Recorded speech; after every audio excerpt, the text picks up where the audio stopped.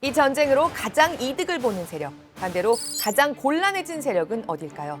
일단 자기네 목표를 이뤄가고 있다는 점에서 지금 전 세계 많은 전문가들이 거론하는 1번은 이스라엘과 네타냐후 총리입니다. 사우디아라비아와 아랍에미리트도 이 전쟁이 언제 어떻게 끝나든 재건에 돌입하게 될 때 함께 수혜를 입을 걸로 꼽히고요.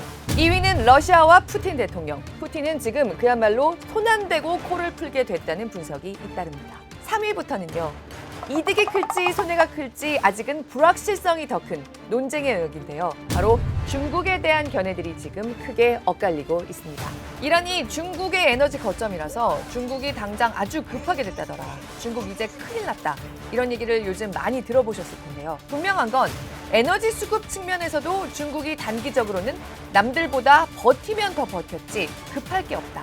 이번 전쟁이 중국에게 위기이자 기회라는 얘기까지 나오고 있습니다. 왜일까?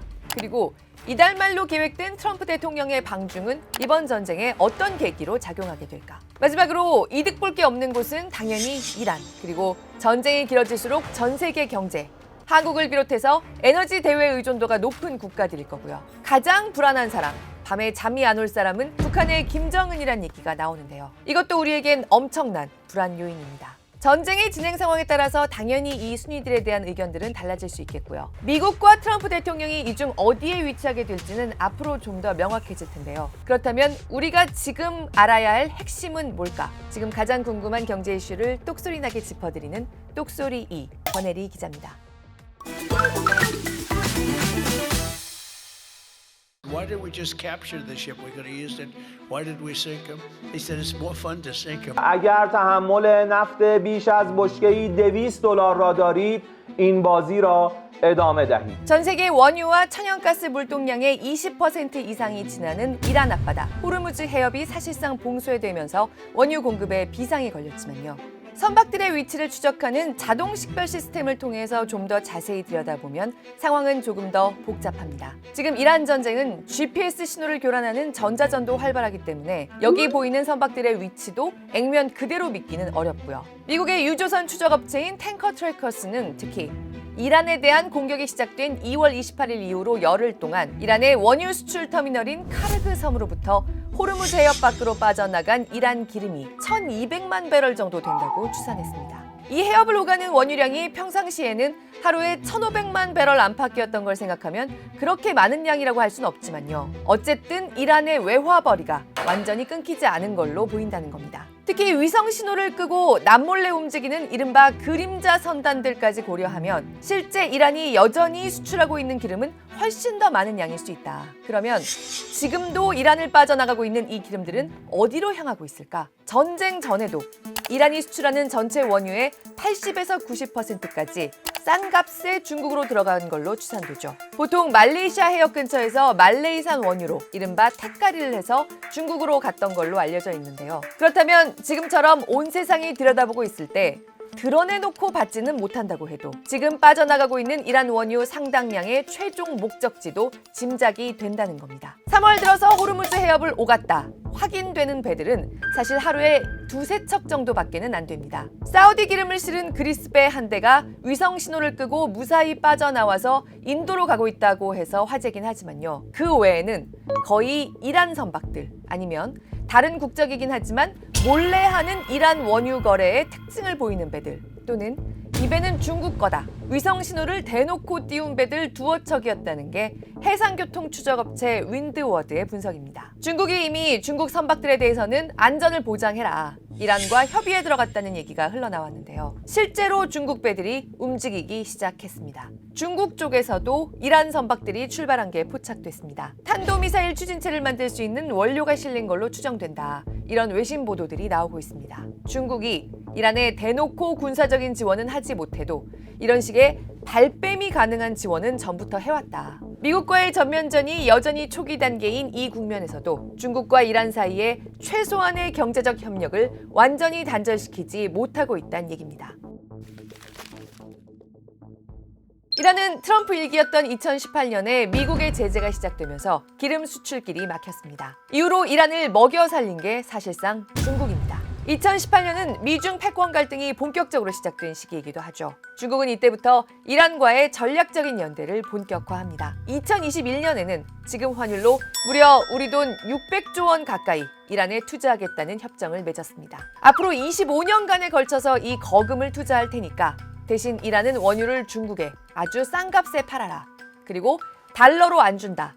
위안화로 결제하거나 물물 거래한다. 베네수엘라 사태 때 말씀드렸던 것과 똑같은 구조입니다. 그런데 중국이 장기간 공들여서 구축해온 이 반미 전선의 에너지 거점들을 올해 들어서 트럼프 정부가 차례로 공격하기 시작한 겁니다. 베네수엘라 공습의 이유 중에 분명히 중국이 있었고요. 이번 이란전에서도 중국이 입을 타격이 고려된 점은 명백합니다. 트럼프 대통령은 지난 1월에 이미 베네수엘라 다음 타겟은 이란과 쿠바가 될 거라는 내용의 보고서를 대놓고 자기 SNS에 공유한 적도 있습니다. 사실 중국의 에너지 타격은 베네수엘라 때보다 훨씬 더 클 수 있습니다. 이란은 중국 전체 원유 수입량의 14%를 차지합니다. 베네수엘라산의 3배가 훌쩍 넘죠. 올해 들어서 석 달이 채 지나지 않았는데 중국은 벌써 전체 원유 수입량의 20% 가까이 차지를 빚게 된 겁니다. 그런데도 중국이 급할 게 없다? 중국의 전략 비축유는 12억에서 최대 14억 배럴에 이르는 걸로 추산되는데요. 중국 원유 수요의 3개월치는 확실히 넘습니다. 미국이 전략 비축유를 푸는 걸 검토 중이라는 얘기가 계속 나오는데 미국이 비축해둔 기름은 중국의 3분의 1 정도입니다. 결정적으로 중국의 에너지 분포에서 기름이 차지하는 비중이 흔히 생각하는 것보다 훨씬 적습니다. 중국은 여전히 석탄 국가입니다. 에너지의 60%를 석탄에서 충당합니다. 우리나라는 40% 가까이를 기름에서 충당하는 것과 대조되죠. 우리나라는 오일 쇼크가 치명적이지만 중국은 석탄 쇼크가 와야 치명적이란 겁니다. 무엇보다 중국은 2000년 이후로 에너지를 밖에 의존하는 걸 줄여야 한다는 목표를 세우고 30년 가까이 에너지 거점들을 다변화해왔습니다. 원유의 호르무즈 해협을 통한 수송도 줄였고요. 원자력, 태양열, 수력, 풍력 같은 대체 에너지들을 중점적으로 키워서요. 중국의 에너지 중에 원유 비중이 안 그래도 18% 정도인데 지난해 말로 이것도 정점을 찍었다는 분석까지 나옵니다. 이렇다 보니까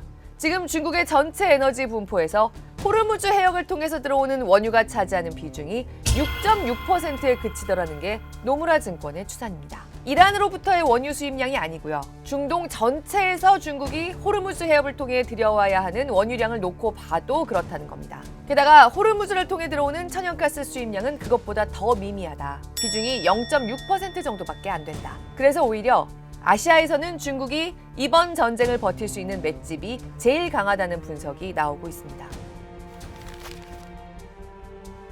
물론 중국이 이란에 공들인 걸 다 놓고 나와야 한다면 당연히 중국으로서는 엄청난 타격입니다. 베네수엘라에 이은 두 번째 충격이고요. 중국이 이란에 투자하기로 한 600조 원 중에서 아직 실제로 집행한 금액은 그리 크지 않다는 얘기도 나오지만 이런 장기 전략이 어그러지는 거는 단순한 돈의 액수보다 훨씬 더 큰 손해죠. 하지만 지금 중국 입장에서는 전체 에너지 공급량의 2% 정도를 차지하는 이란으로부터의 수입량을 영원히 포기해야 한다고 쳐도 그보다 훨씬 더 큰 문제들이 많다는 겁니다. 중국 내부의 권력 다툼이 심각한 상태인데다 미국에서 얻어내야 할 것도 더 긴급한 게 많습니다. 미국이 타이완에 무기 판매를 비롯한 전력 지원을 최대한 못하게 하고 싶다. 또 반도체 규제, AI 규제를 미국이 좀 더 풀어줬으면 좋겠다. 이런 것들이 중국 입장에선 더 급할 거란 거죠. 중국이 이란을 놓치지 않는 게 정말 아젠다의 1번이라면 미국의 공중전에 필수적인 히토류의 통제를 걸고 문제를 크게 만들 수도 있을 겁니다. 반대로 미국의 편을 확실히 들 거면 이란 원유를 아예 그만 사거나 앞서 살펴봤던 중국발 이란 선박의 경우 같은 간접 물자 지원 같은 걸 차단함으로써 이란 지도부를 수세에 몰리게 할 수도 있겠죠. 하지만 중국은 미국이 방중을 계기로 이란전, 전면전에서는 발을 빼고자 하면 거기에 부응해주면서 타이완이나 AI 개발 같은 중국의 제일 아젠다에 유리한 점들을 얻어내려고 할 거란 얘기입니다. 트럼프 방중이 어쨌든 이번 사태의 출구 시점이 될 수 있다는 기대가 나오는 이유입니다. 양쪽 모두 적극적인 회담을 하기는 어렵다.